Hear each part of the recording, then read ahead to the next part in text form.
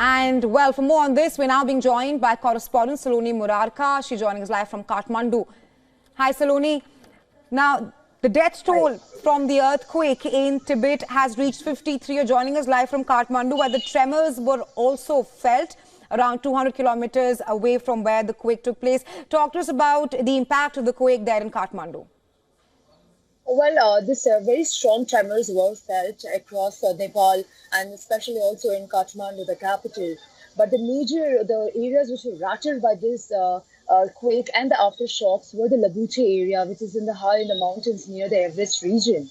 And this were the early in the morning hours, and the strong tremors really prompted people to get out of their houses and get into a safer space. And we could see trees and the buildings shaking. And so far, we have an update on this that the Nepal Armed Police Force have deployed over 2,000 personnel across Nepal. But majority of them have been deployed in the Koshi province of Nepal, which shares the border with China. And they say that they are still assessing the damage. However, they say that structural damage and infrastructural damage can be seen in only Koshi province so far, and no casualties have been reported yet from this tremors.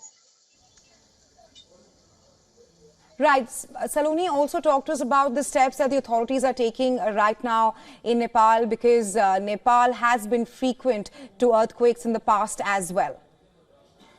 Yes, very much. Like you said, the frequency of this, just as a data has come out that in the last 22 days, that is from the mid-December to the first week of January, almost 10 earthquakes were reported across the country, which were like a magnitude of 4 or above.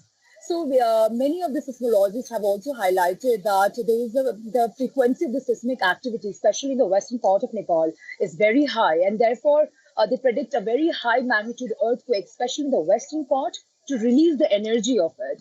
And given about the authorities, like immediately after this shock, today's shock, Nepal Prime Minister sent out a message to the public to practice cautions given these tremors and aftershocks.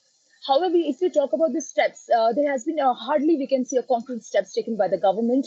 And like in the few regions of Nepal, we could see that the Nepal government did build earthquake resistance buildings and houses for the public in small villages. But if we talk about the ground level and the concrete steps, it is yet to be taken because it seems like they're not able to assess the gravity of the situation or what the predictions are being made by the seismologists. Right, Saloni, thank you for joining us live from Kathmandu.